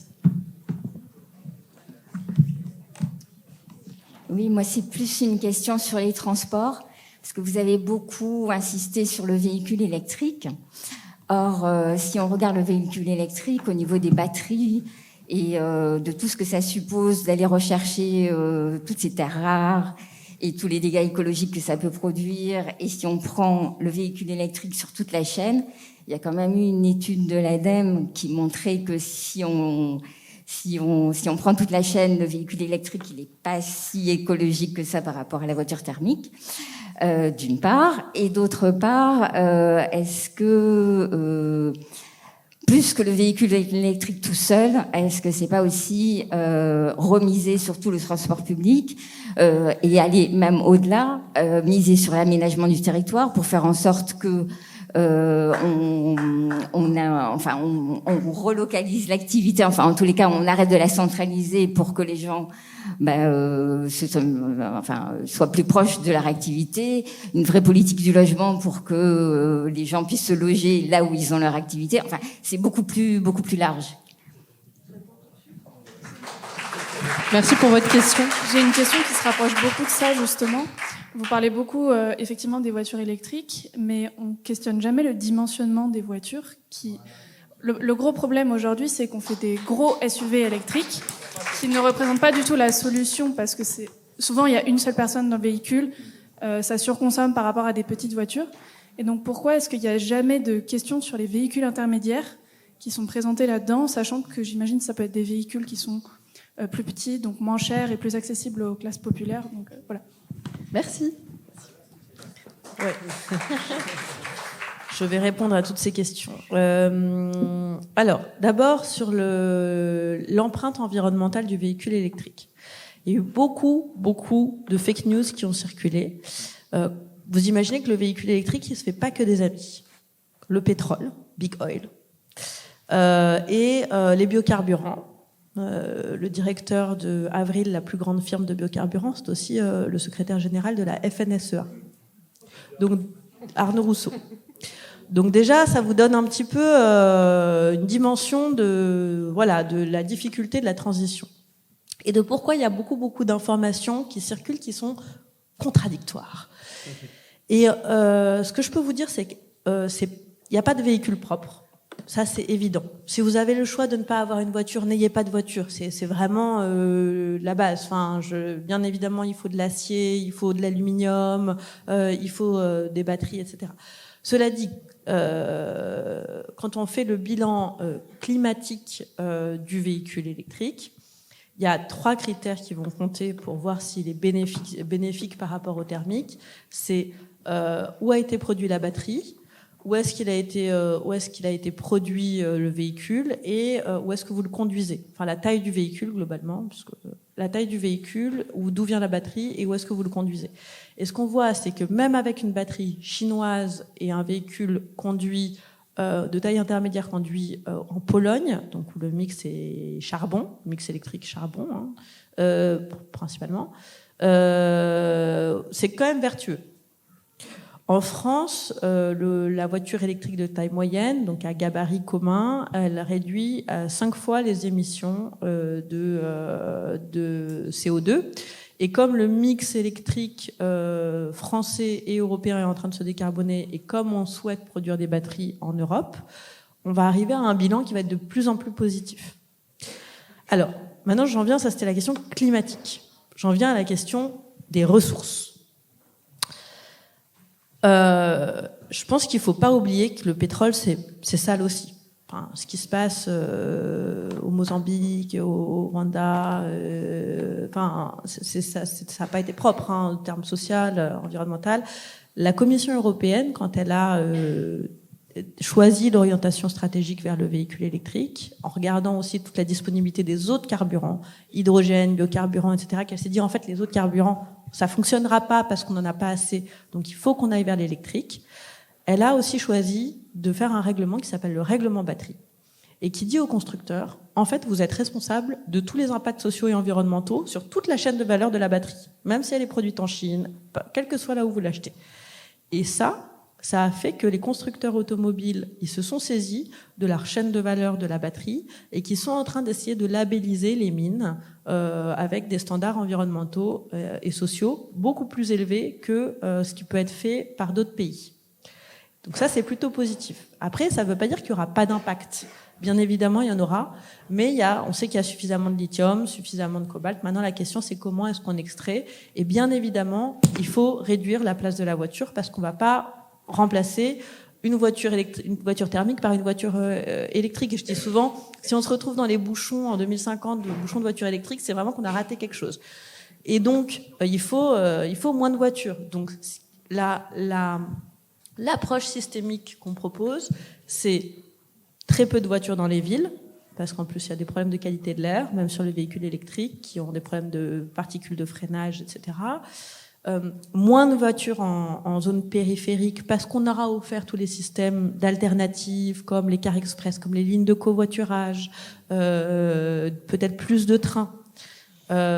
Laisser aux personnes rurales qui n'ont pas accès à des alternatives comme le train ou le car ou le bus la capacité d'avoir une voiture qui soit, elle, électrique et de taille raisonnable, parce que bien évidemment, si on fait des SUV, ça demande beaucoup plus de matériaux. On a fait une étude où on voit que si vous avez une voiture électrique qui a à peu près 350 km d'autonomie, vous réduisez d'un quart vos importations de minerais par rapport à ce qui est fait actuellement sur la taille des voitures. On a des méga-tanks, en fait, c'est complètement absurde. Complètement fait pour le marché de l'entreprise, parce que eux, ils veulent des énormes berlines, même s'ils sont tout seuls dans leur voiture. Donc, voilà, il y a une question aussi que les constructeurs, et là on en vient sur un projet industriel, ils doivent répondre aux besoins des ménages, qui sont pas des énormes tanks, mais qui sont des voitures qui permettent d'avoir 2 ou 3 places derrière pour pouvoir mettre des enfants, un chien, des courses, etc. Et ça peut être assez compact. C'est pas obligé d'être voilà. Donc il y a bien sûr un enjeu de taille, et je pense qu'on en parle quand même relativement. Mais après, la question c'est comment est-ce qu'on contraint les constructeurs. Et donc juste pour finir, deux points additionnels. Le premier, c'est que j'aimerais vraiment qu'on mette plus de trains, mais il y a 2 contraintes. La première, c'est qu'il n'y a pas de lignes partout. Donc, bien sûr, il faut faire revivre les petites lignes, etc. Mais ça suffira pas à gérer le mitage du territoire qui a eu lieu, notamment en zone périurbaine. Et donc, le train, c'est qu'un levier, mais c'est souvent le levier privilégié par les partis. Mais en fait, c'est un levier qui est assez difficilement activable parce qu'on n'a pas d'infrastructure, ça coûte super cher, on n'a même pas le matériel roulant. Donc, c'est pas une option de court terme, en fait. Et donc, l'option de court terme, c'est utiliser la route et faire du transport en commun sur la route, avec des lignes de covoiturage express, comme le propose Ecov, qui est une entreprise qui propose des services publics de lignes de covoiturage, faire du car express. Et ça permet vraiment de donner des alternatives aux gens qui n'ont pas d'autre choix. Et puis, la deuxième chose que je voulais dire, c'est, il y a la table industrie qui est juste à côté, mais les constructeurs, jusqu'à présent, ils ont fait ce qu'ils voulaient. Et quand on pense que finalement la mobilité, c'est un droit, c'est pour pouvoir aller travailler, etc., je ne vois pas pourquoi on leur laisse le choix de faire des véhicules énormes.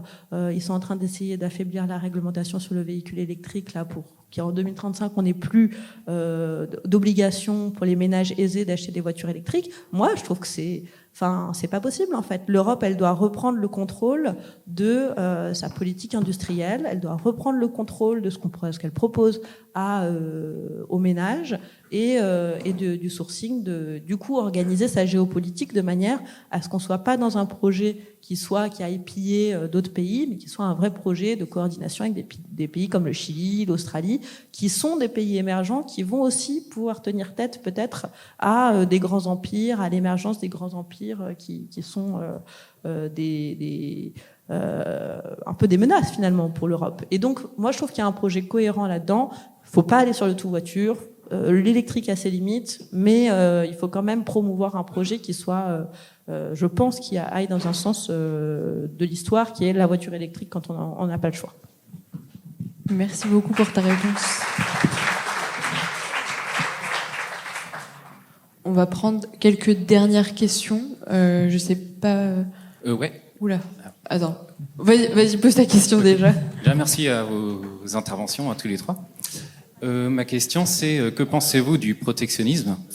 Et est-ce que vous pensez que ça ne sera pas un levier indispensable pour mettre en place des politiques économiques, écologiques plutôt, et sociales ? Et là, pour reprendre un peu le contenu de vos interventions, si jamais on veut réindustrialiser la France pour produire des voitures électriques, il me semble que pour l'instant, on est en retard technologiquement face aux Chinois et face aux Américains. Et donc, selon moi, ça va être compliqué de réussir à produire des voitures françaises, si jamais c'était ça l'objectif, sans faire de protectionnisme. Et si jamais c'est un levier indispensable pour mettre en place ces politiques-là, c'est aussi quelque chose qu'on va devoir vulgariser, comme le disait le maire de Trappes, et qu'on va devoir expliquer et puis porter sur la voie publique et sur le débat public. Et puis pour reprendre les exemples de l'agriculture, si jamais on veut éviter que des noisettes turques, par exemple, soient vendues en France, eh ben pour moi, il faut éviter la concurrence déloyale, en fait, comme tu le décrivais. Et pour ça, je vois pas d'autre moyen d'action politique que le protectionnisme, et donc de mettre des droits de douane élevés sur l'importation des noisettes turques qui respecteraient pas nos conditions, pour que si on décide d'en acheter, ce soit au même prix que les noisettes biologiques produites en France, ou alors si jamais, décider d'interdiction de certains produits. Je pense notamment au thon issu de la surpêche, par exemple, ou parfois il y a aussi la problématique du miel, par exemple, qui peut être importé de partout dans le monde, ce qui n'a aucun sens alors qu'on produit du miel en France. Certes, c'est plus cher, mais en fait, c'est juste que c'est le vrai prix du miel. Et donc, pour moi, toutes ces problématiques-là me font penser à la solution du protectionnisme, qui, à mon avis, sera un des leviers indispensables. Et donc, je voulais avoir votre avis sur ces questions-là.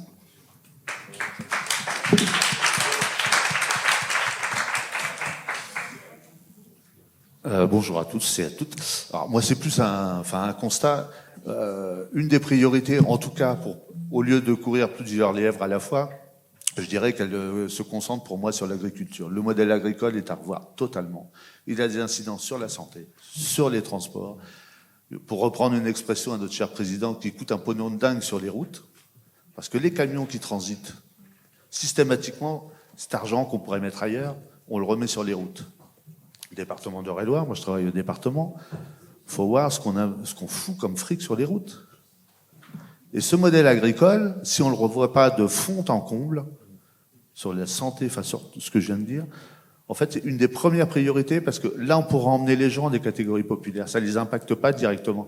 Et ça peut les amener justement à voir ce que ça va apporter de revoir ce modèle pour les inciter sur les transports, sur autre chose. Sur les transports dans les campagnes, c'est vrai que c'est hyper compliqué d'aller amener les gens. Alors là, on rame et on rame et on ramera, parce que les réalités du quotidien, elles sont vraiment très compliquées. Moi, je fais beaucoup les campagnes, je peux vous dire, c'est pas simple. Voilà. Merci beaucoup.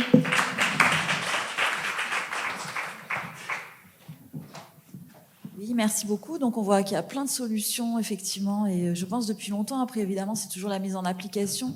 Donc j'ai une question aussi particulièrement pour Ali. Donc comment, effectivement, avec comment dire, l'action pour justement faire une écologie populaire avec l'adhésion des personnes, et bien évidemment pour moi le plus grand des leviers, c'est l'action des communes, parce que c'est celle de proximité où il y a le plus d'échanges et qui est plus adaptée aux besoins justement du territoire et aux besoins du quotidien des gens, puisqu'on les voit, on les côtoie et on sait ce qu'il en est.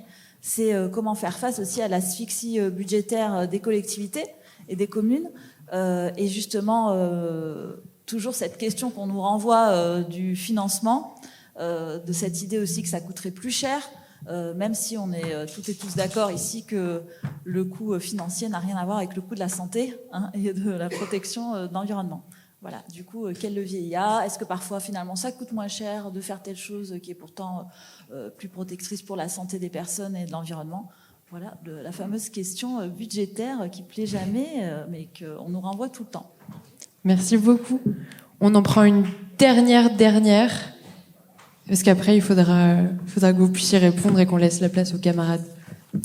Moi, ma question, elle va être très simple et très courte. En fait, on a beaucoup parlé des besoins, mais on n'a pas du tout parlé des moyens des personnes pour se mettre au niveau, pour être écologiquement responsable. Et en fait, quand on voit, vous avez parlé de l'alimentation, vous avez parlé des transports, on parle pas du textile. Aujourd'hui, on est inondé par des produits, à des t-shirts à 1 euro, 1,50 €. Mais comment dire à quelqu'un qui vit avec un salaire très faible de pas aller acheter un t-shirt qui est fabriqué en France et qui coûterait 25 € plutôt que de l'acheter sur un site comme Chine où il coûterait 1,20 €. Quelles sont en fait les possibilités? On n'a vraiment absolument pas parlé des salaires qui sont aujourd'hui en fait un énorme problème pour la question écologique aussi, et qui n'est pas du coup à dissocier. Merci. Voilà, il y en a plein. Je vous laisse répondre aux questions. Peut-être je commence sur le protectionnisme parce qu'après je n'aurai pas tellement de choses à dire sur les questions. Donc sur le protectionnisme, en fait, la réalité, c'est qu'en effet, les constructeurs, comme je disais, ils délocalisent et ils ont déjà commencé à délocaliser avant les normes environnementales que sont le véhicule électrique. Ils ne souhaitent pas actuellement, on est en train de discuter au niveau européen de ce qu'on appelle un contenu local, c'est-à-dire obliger les voitures déjà à avoir une préférence européenne. Et pour les voitures qui seraient produites en Europe, les obliger à avoir 50% de leurs composants européens.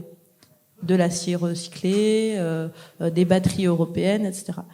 Les constructeurs européens sont contre, parce qu'ils veulent avoir la main libre sur leurs coûts, pouvoir faire moins cher, etc., etc. Donc, la première chose à faire, en fait, c'est 2 piliers. C'est la première, obliger les constructeurs, et je disais reprendre la main.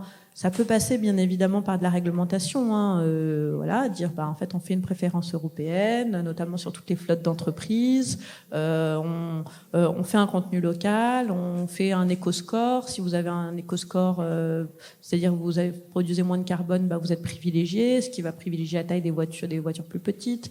Donc il y a plein de choses réglementairement qui peuvent se faire en Europe, mais on a un petit souci, c'est que l'Allemagne a du mal à se lancer parce que ils aiment pas trop ils sont pas encore dans ce cadre réglementaire-là. Et le deuxième pilier, c'est les droits de douane, en effet, le protectionnisme, parce que si vous faites ça, vous allez produire plus cher. Donc les voitures électriques vont être plus chères, j'imagine que les noisettes sont plus chères, mais ça tu nous le diras. Et du coup, en effet, il faut des droits de douane qui puissent protéger la batterie européenne versus la batterie chinoise. Et pour le moment, il y a 1% de droits de douane sur les batteries chinoises. 1%. Alors que le reste du monde met 20% sur les États-Unis. Maintenant, bien plus, j'ai pas suivi les derniers développements avec Trump, mais on était à 20% il y a 6 mois. Donc il y a une logique de réalité. Après, et ça touche à la dernière chose, c'est que moi, la dernière phase de réflexion, c'est les salaires, et c'est là que je pense que votre réflexion, elle est intéressante. C'est comment est-ce qu'on fait pour faire européen, mais en même temps s'assurer que ce soit pas les plus riches qui en bénéficient et que les plus pauvres se sentent contraints, mais pouvoir faire corps socialement sur le Made in Europe. Et ça, c'est vrai que c'est une partie de la réflexion que je pense qu'il faut continuer à explorer, parce que pour le moment, ça me paraît pas évident. Merci. Pour compléter sur le protectionnisme, c'est une question très intéressante. Alors, je parle en même temps en mon nom propre parce que je connais un petit peu la position du Shift Project à travers Mathieu Azuno et Jean-Marc Jancovici sur certains enjeux géopolitiques. Mais c'est important de le dire, je parle aussi en mon nom propre parfois. En fait, j'ai le sentiment qu'il faut aussi prendre en considération les enjeux de relations internationales. C'est-à-dire que demain, si vous mettez en place une mesure protectionniste, il est évident que vos partenaires commerciaux vont pouvoir aussi réagir. Ça, c'est le premier point. Le deuxième, ce qui est génial, c'est que on se rend compte que les enjeux de souveraineté sont en lien avec les enjeux environnementaux et écologiques. Typiquement, si on importe du gaz russe ou bien aujourd'hui du gaz de schiste plutôt américain, on se rend compte que c'est d'énergie fossile. Et donc, non seulement on va gagner en souveraineté et en indépendance pour être acteur de notre avenir, mais en plus de ça, on va pouvoir réduire l'impact écologique de ces échanges commerciaux. Donc effectivement, il y a un enjeu essentiel aujourd'hui. En revanche, peut-être qu'on peut être plus malin. Effectivement, on peut jouer sur la compétitivité prix avec des tarifs de douane, mais quelle serait la réaction de ces partenaires commerciaux ? On peut peut-être jouer, j'ai le sentiment, mais ça tu seras peut-être plus expert encore que moi, mais peut-être que l'Europe aussi c'est une puissance normative et qu'on peut peut-être plus jouer sur les fameuses clauses miroirs. En ce moment, on est en train de renégocier, il me semble, avec Donald Trump à l'échelle européenne. Il y a le Mercosur, les accords aussi avec l'Amérique du Nord, etc. Les clauses miroirs, c'est dire, d'accord, on vous donne un accès à tel type de marché chez nous. En revanche, vous devez respecter à minima cette norme-là, cette norme-là, cette norme-là. Puisque sinon, il y aura une concurrence déloyale. Et puis peut-être de favoriser, à travers les packaging, les labels, la communication, des influenceurs, des médias, etc. Ça se fait, c'est un peu implicite, c'est pas inscrit dans une loi, mais c'est à nous d'être fiers et de se dire, ça c'est un produit qui est fait en Europe, c'est un produit qui est fait en France, etc. C'est du textile qui est fait au Portugal. Et puis pour répondre sur la question justement sur le textile, qui est un petit peu en lien avec ça, mais pas totalement. Je pense, Diane, on a pas mal insisté là-dessus, sur le côté systémique aussi. C'est-à-dire que le fardeau, il ne peut pas peser sur les frêles épaules de quelqu'un qui a un revenu assez modeste. Ça, c'est le premier point. Le deuxième, c'est que cette personne, elle est peut-être tellement saturée d'informations qu'elle ne voit pas d'autres alternatives. Comme le fait d'aller dans une friperie, d'acheter sur Le Bon Coin ou Vinted, qui peut-être va lui revenir à un prix similaire. Ou à la rigueur, elle pourra trouver un produit peut-être quasiment haut de gamme, un petit peu plus cher d'occasion, qui a été porté 1 ou 2 fois, et qui va tenir 3 ans dans le temps, plutôt qu'1 an chez Zara ou chez Shein. Et donc, ça rejoint aussi les dispositifs, je trouve, que tu mets à l'échelle locale, ou peut-être avec des assemblées consultatives, des associations, ou la technique zéro déchet, le dispositif zéro déchet à Roubaix, où ils ont réussi à réconcilier encore une fois fin du monde et fin du mois. Donc, je pense que ça passe non seulement à l'échelle systémique, mais si ça passe à l'échelle individuelle, il faut quand même que ce soit fait de manière collective pour faciliter, aider les gens, les rendre responsables, leur donner des solutions et leur montrer que ouais, ça existe, il y a d'autres voies possibles à emprunter, quoi.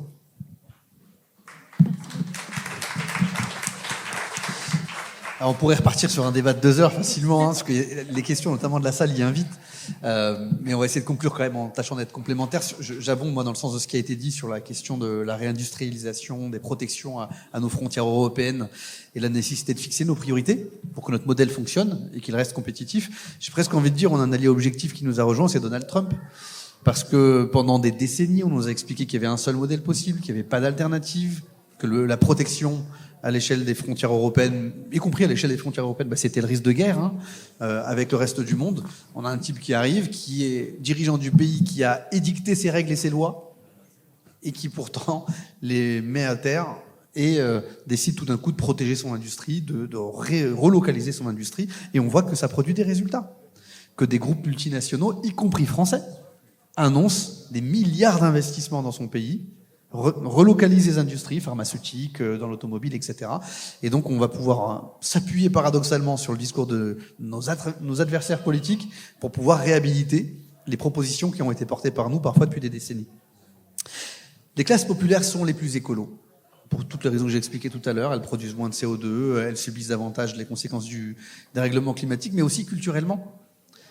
Évidemment qu'on a souvent tendance dans le débat public à pointer du doigt ces prolos qui vont acheter des t-shirts à 1,50 € chez Primark. Ça existe, ça, dans le paysage mental. C'est pas complètement faux, moi je le vois dans mon entourage. Mais les classes populaires, pour des raisons de contrainte, ça a été le cas dans ma famille, recyclent plus que les autres, réparent avant d'acheter, réutilisent, réemploient. Moi j'ai mis les t-shirts de mes grands frères, on était 6, je peux vous dire que j'ai pas eu beaucoup de neufs. Un titre personnel, petit traumatisme que je cherche à compenser. Non mais plus sérieusement, elles ont donc culturellement une appétence pour toutes ces techniques, méthodes qui permettent collectivement, avec des associations de proximité, etc., de favoriser tout cela. Et on a, nous, élus locaux, des leviers d'action qu'on essaie de mobiliser. On a mis en place, avec des bailleurs et des assos, des ateliers. On a mobilisé un Fab Lab itinérant de réparation en pied d'immeuble.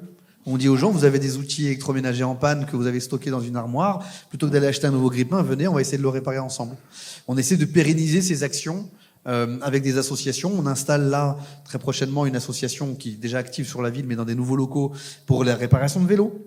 Parce que c'est bien d'avoir des vélos, d'inciter aux mobilités douces, mais le jour où il y a une panne, si on n'est pas tous mécaniciens vélo, on met le vélo à la benne.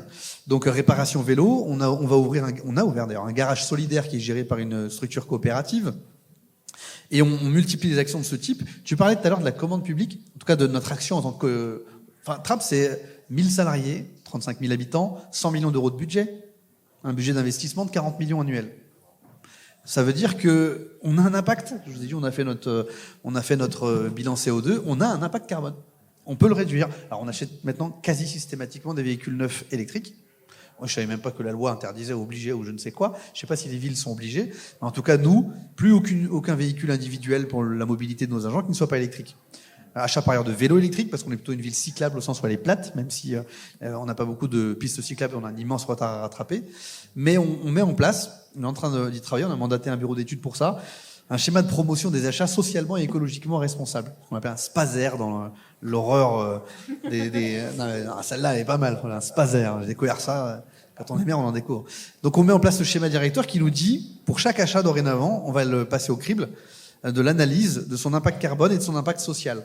Comment votre achat il peut permettre de générer de l'emploi local? Comment votre achat il peut permettre de réduire l'empreinte carbone? Est-ce que vous êtes obligé? Moi j'ai la chance et la fierté et le bonheur et l'honneur d'avoir une cuisine centrale municipale. Ce que bouffent les enfants à la cantine, à l'école, c'est moi qui le décide, avec mes agents municipaux, avec les comités d'usagers. C'est pas un type de l'entreprise Tartampion qui, pour réduire les coûts, décide de nous mettre de la merde dans l'assiette de nos gosses. C'est comme le b.a.-ba. Il n'y a pas un trappiste qui applaudit pas quand je parle de ça en réunion publique, parce que j'en parle tout le temps. C'est notre fierté. On continuera d'avoir une cantine municipale. Eh bien, on l'a mutualisé avec une autre ville de gauche, rurale de notre territoire, qui s'appelle Magny-les-Hameaux, qui est une ville rurale avec plein de fermes. Eh bien, que font nos camions dans quelques mois? Parce qu'on est en train de travailler tout ça. Nos camions livrent les repas le matin et reviennent avec des légumes des fermes locales l'après-midi. Et notamment d'une ferme-école qui concilie production bio-agricole et formation d'élèves, souvent d'ailleurs des jeunes en situation de décrochage, formation d'élèves qui sont formés au métier du maraîchage, de la vente de produits, etc., etc. Donc on peut créer des cercles vertueux, intelligents, locaux, qui sont gagnants, gagnants, gagnants. Et le repas à la cantine à Trappes, c'est de 30 centimes à 4 € maximum selon votre revenu. Donc les gamins peuvent manger un repas équilibré sain pour 30 centimes dans les écoles de Trappes. Donc le service public local peut et sait faire ça. Et on sait le financer. Et on le fait parfois au détriment d'autres actions. Parce qu'on est contraint par un État qui nous explique qu'il faut gouverner. Parce que François Bayrou nous explique que la dette, c'est comme la météo, la dette vient nulle part et devrait nous inciter à tout abandonner de notre mode de vie. Eh bien, c'est pas vrai. La dette, c'est leur fabrication, c'est leur problème. Et la dette, c'est aux riches de la payer. Et la dette écolo, c'est pas à nos enfants de la payer. Et donc, tous les choix de politique qu'on fait à Trappes, on les fait sous contrainte. Mais dites-vous que tout ce qu'on réussit déjà à faire sous contrainte, on pourrait faire beaucoup plus et beaucoup mieux sur tous les territoires si on change de gouvernement. Donc c'est ça l'impératif qui doit guider notre mobilisation. Je dois citer, parce qu'une élue me l'a rappelé, elle a bien raison, elle est très fière de mettre en place à Trappes les paniers bio pour les femmes enceintes. Parce que ça, c'est une vraie mesure d'éducation populaire pour prendre soin, lutter contre les perturbateurs endocriniens, et on forme les mamans, parce que ce sont les mamans qui sont enceintes jusqu'à preuve du contraire, mais on forme les mamans à cette question du bien manger, et on leur trouve des solutions une fois qu'ils sont sortis du dispositif pour qu'elles puissent adhérer à la MAP locale et se fournir en produits bio durablement et apprendre à cuisiner positivement, à cuisiner des produits bio, à les transformer soi-même, parce que ça coûte moins cher pour un ménage, et c'est bien meilleur évidemment pour notre santé. Donc voilà, il y a 1000 exemples que je pourrais citer, mais il faut que dans ce pays, pour régler le problème budgétaire, il faut qu'on apprenne à gouverner par les besoins et pas par les moyens. Parce que si vous gouvernez par les moyens, il y aura toujours un milliardaire qui veut pas payer l'impôt sur la fortune, qui vous dira qu'il faut réduire les moyens et donc réduire les besoins à due concurrence et réduire l'action publique, notamment locale, à due concurrence. Donc c'est insupportable et indispensable, et donc à nous de prendre le pouvoir. On doit reconstruire des récits mobilisateurs joyeux. On l'a fait sur scène. Moi, je suis ministre des Transports, ministre de l'Agriculture. Ils sont déjà là, ils sont prêts. S'ils prennent le pouvoir, moi, comme maire, je serai un homme heureux et je saurai à quelle porte aller taper. Mais très sérieusement, je le dis en plaisantant, mais c'est vrai, il y a de l'expertise citoyenne immense dans notre pays. Et je crois que c'est l'intelligence de cette table ronde de vous avoir donné la parole. Moi, comme élu local, je reste un politique quand même, mais voilà, de concilier des expertises différentes. Mais il y a une immense mobilisation, disponibilité militante et citoyenne, de l'expertise. Il faut qu'on s'abreuve de tout cela, qu'on raconte un récit joyeux et mobilisateur et pas dépressif, qu'on arrête d'être caricaturé parfois parce qu'on se rend caricaturable, ce qui n'est pas la moindre des problèmes. Et voilà ce que je voulais partager avec vous en conclusion. Prenons le pouvoir.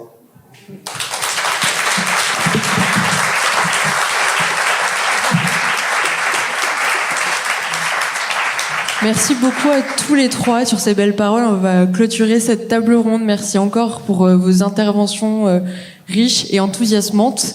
Merci à vous d'avoir écouté pendant aussi longtemps. Et bonne continuation de cette journée.